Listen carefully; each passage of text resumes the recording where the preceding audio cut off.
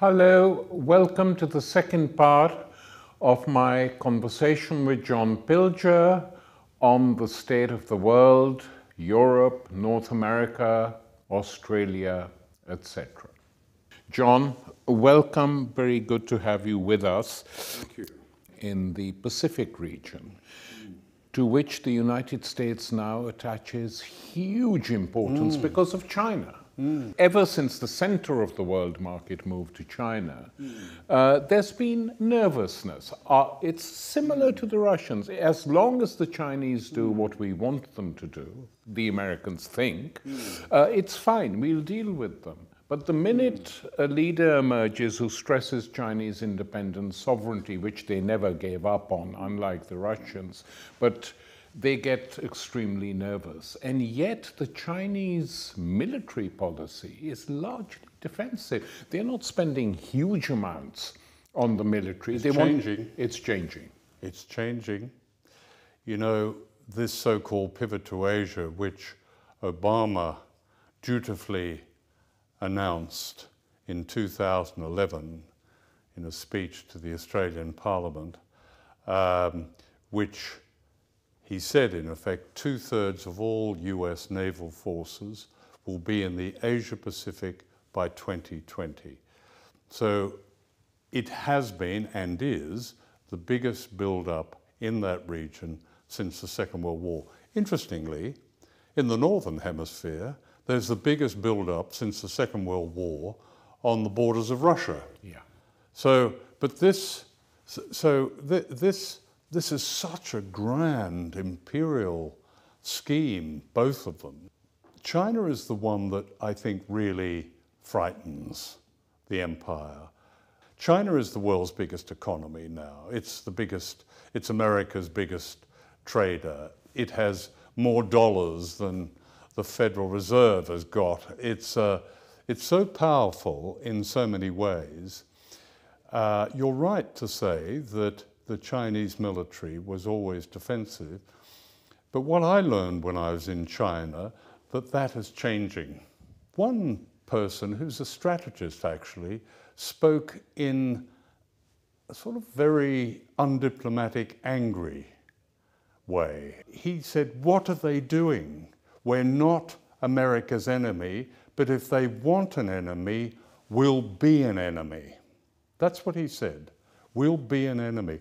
And that has meant that, for instance, the Chinese nuclear weapons program has gone from low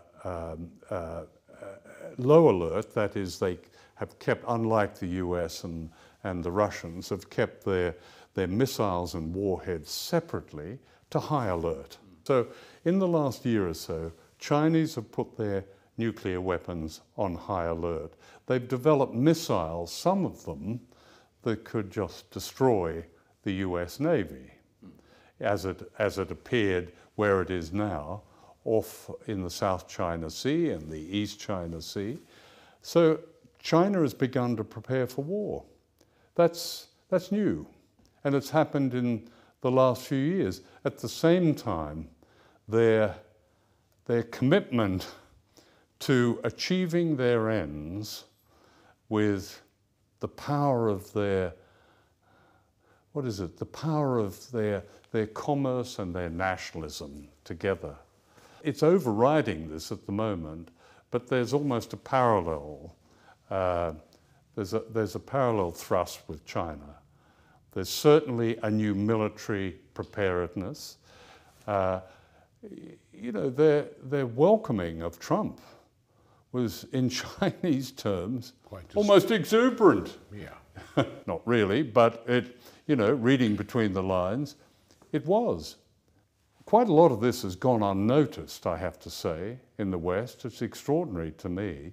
It's been such a steady build-up, both of strategy and provocation in the region. And I mean, that's where Trump is most interesting. I'm not sure which way he'll go, because he clearly has a problem with China. He really gets stuck into China quite a lot. It's about, he said, they've stolen He calls it the greatest theft in history. They've stolen all our jobs. We've built all their bridges and roads. I mean, sort of kind of slightly demented rhetoric about them. But what he's saying is there have been lousy trade deals with China. And there is a $500 million trade deficit. Of course there is. China is the manufacturing place of the world. America's now, like Britain's, a sort of virtual economy. But this is what globalization meant. Yeah. I mean, you know, that's what they asked for. Yeah. And that's the Chinese obviously took advantage of that. Yeah. But John, in the early days when they weren't sort of reconciled to China quite, they used to think of destabilizing it via two mechanisms, which I think are now completely defunct or largely defunct. There was the games, war games they used to play, was the Taiwan option or the Tibet option. Yeah. These are now, I think, defunct. The only serious option is the Japan option, but then that would mean nuclear rearmament, arming Japan, letting it have nuclear weapons. If you do that, then what's to stop the South Koreans getting them? So it's a tricky situation. Yeah, but there are dangerous, you know, both Japan and South Korea have flashpoints in them. For one thing, in Japan, you have probably the most nationalist government in Japan Since under the Second Abe World War, since the Second World War. I agree with you. No question about that. Doesn't mean to say he's going to go to war instantly, but he will probably, within his term, effectively emasculate the so-called peace constitution. They've had the biggest defence bill, so-called defence bill, since the Second World War, since they've been building up their military, giving it another name. They've built their own bases with, in collusion with the Americans, facing China. There's so much provocation coming from Japan towards China. And when you think of the historical context, that what Japan did in China during the Second World War matches any of the great atrocities, epic crimes of history in Europe. Yeah. And that's like a presence. It's like a political presence in modern China. You know, they don't forget. They keep referring to it. No.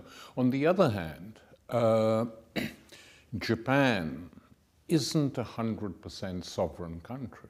It is basically, you know, the Okinawa base, which makes the United States a hated presence for the Okinawans and for some of the other Japanese, that for the Japanese to go do what they want, you know, whatever it is, right-wing nationalism, whatever, would require some US agreement. Oh, yes. I mean, they can't do it without that. Yes, they don't have an independent foreign policy in the same way that South Korea doesn't. And that's why the United States has been able to place these THAAD defense missiles in South Korea, ostensibly pointed at North Korea. They're not. They're pointed at China. Or build this provocative base on Jeju Island, nuclear base, 400 miles from Shanghai. They've told the South Koreans to do it. They do it in a different way with the Japanese. I met and interviewed an historian I have a great deal of time for, Bruce Cummings, at the University of Chicago. And he said the ingenious part of this empire is you have Germany and you have Japan and you have Korea. All three countries don't have an independent foreign policy. They are controlled by the United States in different ways. What's the trajectory of that? I'm not sure. It's almost locked on to a hostility to China. I mean, they've made it, Abe and his government, his nationalists, have made it almost, there's a sort of political fetishness about it. China is bad, China is bad. You have such a strong sense of this in Japan. Again, I'm not suggesting they're about to go and attack China, but in this whole scenario, accidents can happen. You know, this THAAD missile system is designed to deprive China of any defenses. If China feels it's under attack and these missiles are fired at it, it will really mean the end militarily of China. So what's going to happen? You've had a couple of panels in the United States led by that General James Cartwright saying there's something like now about 15 minutes in which the Chinese, the Russians can choose. The United States can decide whether they fire their nuclear weapons back or not. The United States has a much more sophisticated system and it has longer. Now, that to me beckons mistake. Well, basically what they're doing is what they did in the last decades of the Soviet Union, which is provoke, provoke, provoke. So the Russians spend enormous amounts of money building a counter-military machine and ignore the basic needs of their people till they implode. Now the Chinese so far have resisted that, you know, saying we're not going to fall into the same trap in which you pushed the Russians. I remember the Economist cover when the Russians fell into the trap. The Economist had a cover saying, oh, the joys of rearmament, meaning we've got them. Yeah. The Chinese have been cleverer than that, John. So till now, they haven't fallen into it. But technology has changed. Yeah, so it's less expensive. And they're masters of it. They're becoming masters of it. The Russians have actually, as I mentioned, reclaimed their military industries and building these highly sophisticated fighter aircraft and tanks and so forth. The Chinese are able to do that as well now. There's a technological commitment that doesn't have to be an economy-busting commitment, as it was explained to me. And there's no doubt that the PLA, which has enormous influence and power in China, the PLA is everywhere, really, and its influence has probably never been greater at the moment. It fell out at the beginning of the changeover. The changeover, Deng Xiaoping's time, he pushed it aside. Not anymore. I mean, these are very interesting and worrying developments, but they all cry out for a negotiation between these very dangerous states as they are. John, in the same region, there is your own country of origin, Australia, about which you made one of the more moving films, documentaries I've seen, Utopia, about the condition of the Aboriginal people. But this country, again, is one of those countries which is not independent. No. In terms that it has, you know, willingly decided first to be a total satellite of the British Empire and subsequently of the American Empire.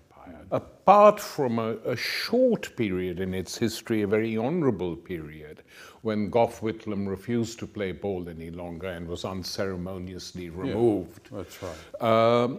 This is a sort of a continental base for the empire. It's the ultimate vassal state. A vassal state isn't used much these days, that expression, but it is. It's like a state of the United States. The intelligence and political and military establishment in Australia is entirely integrated into the US. The military is integrated, the officers are integrated, the intelligence community is integrated, the extremely important spy bases in Australia, Pine Gap, which during the first Cold War was important. But Pine Gap has played a major role in Obama's drone wars, drone assassination wars. So that was founded by the CIA. It's called a joint facility. It isn't. Other bases, there are 2 new bases being built. One which will be for undoubtedly nuclear-armed US ships in Western Australia, and there's a new marine base in Darwin. So, and Australia's so-called defence budget is going to be proportionally one of the highest in the world. This is a country that has no enemies. Its only enemy is a shadow that it keeps chasing. And which keeps changing. It keeps changing, that's right. It has no enemies, no one wants to invade it. Everyone would wish that it just was there and behaved decently, but it has no wars on the horizon. But it has this enormous military intelligence complex because it's important to the United States. Australia is being drawn in to play a significant role in this standoff, as it's becoming, with China. Australia has been effectively ordered to go and sail its warships into the Spratly Islands and challenge these, the Chinese, where they're building airstrips on the Spratlys and parasols and everything, which is highly provocative, completely unnecessary. So Australia has always been a kind of military mercenary state. It sent teams to be part of Operation Phoenix in Vietnam, black teams. It fought in Vietnam. Yeah, it fought. The only country to do so apart from South Korea. No European country sent troops. No.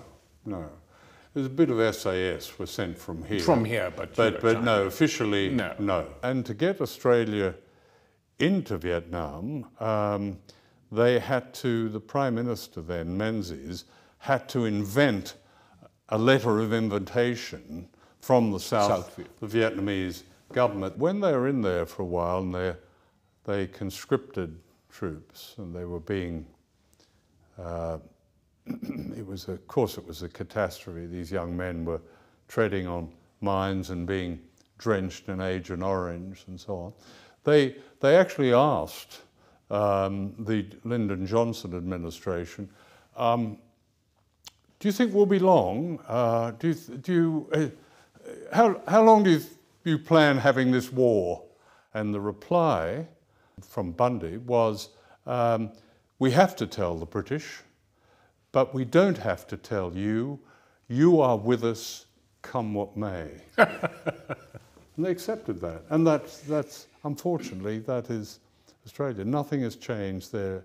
And at the moment we see Australia doing a deal, so-called deal with the United States. Is going to take these poor refugees that it's imprisoned in Nauru and on Manus Island, these people who've survived the sea journey, have been put in these tropical hellholes. And being abused. And abused, including children, and they're now going to swap them. The US government has said, well, we'll take those because there are quite a few Australians who are objecting to this. Thank goodness, they are objecting to it. So it's a bit of an issue. They've traded them for Latin American refugees who will then be sent to Australia. So they get Muslims, the US gets Muslims and others. And Australia gets Catholics. And Australia gets Catholics. John, I mean, you've written about this, I know, extensively, but this entire Australian elite, whether it's the Conservatives and the Tories or Labour, is pretty grotesque, really. I mean, you know, after Whitlam, Labour totally capitulate. Yeah, well, the Labour Party is pretty much like the Labour Party in Britain, except rather even more doe-eyed towards power. So there really isn't any difference at all whatsoever Between the two. Between the two, no. You wouldn't get a Jeremy Corbyn in Australia, because the last time there was a kind of Corbyn figure, as you mentioned, was Gough Whitlam, and he was got rid of. And yet there are two contradictory things. One, that China is Australia's largest trading partner. True. And secondly, that compared to the 50s and 60s and 70s, Australian cities now have many more people than they ever did from Asia. Indonesians, Vietnamese, Chinese, etc., etc., etc. So might this have some effect? I mean, if they become too aggressive against China, China could say, okay, well, we'll do trade deals with someone else. I grew up in Australia, which was like a second-hand England and Ireland.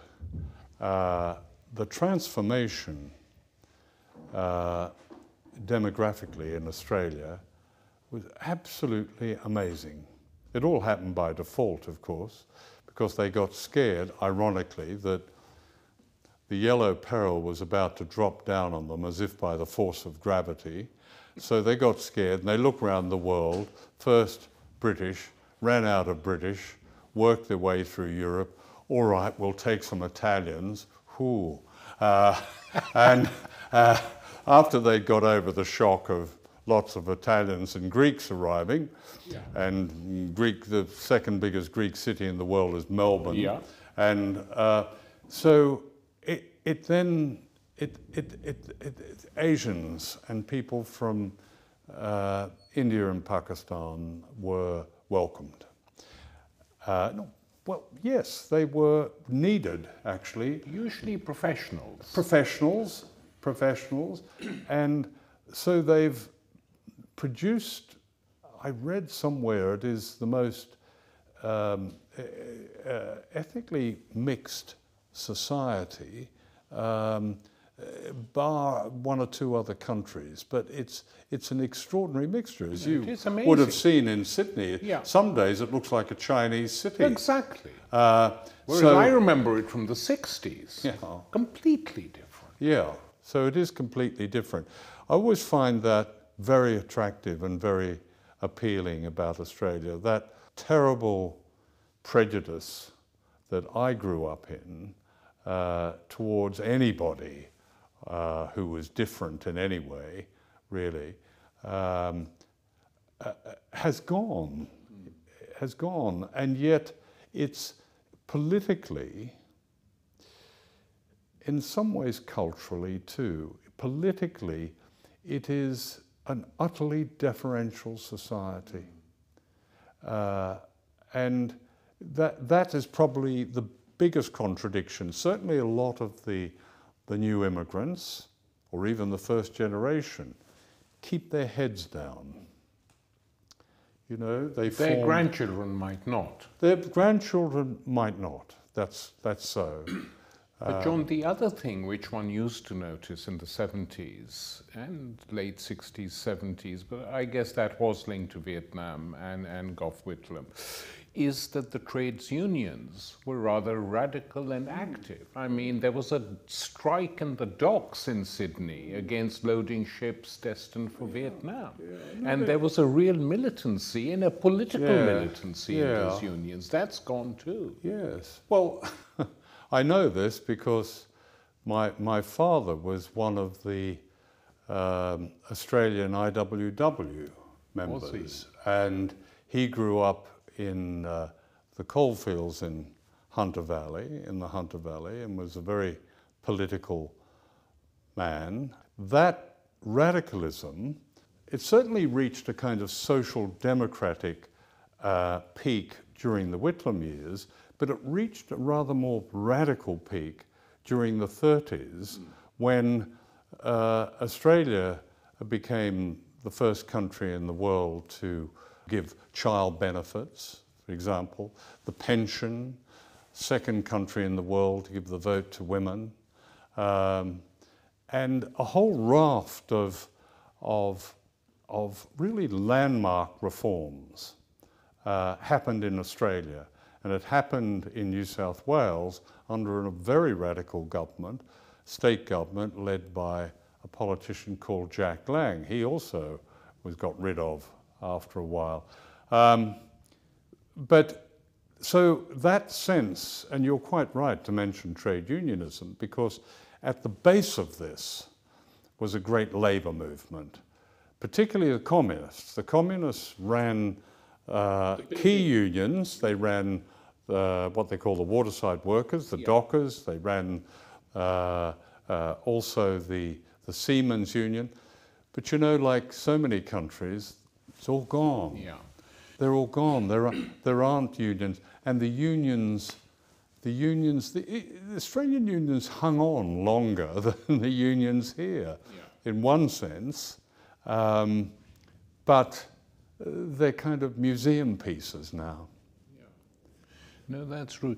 I was very interested, because I was going to ask you this earlier about your own background, and you've now revealed it without my asking it, so I can ask more.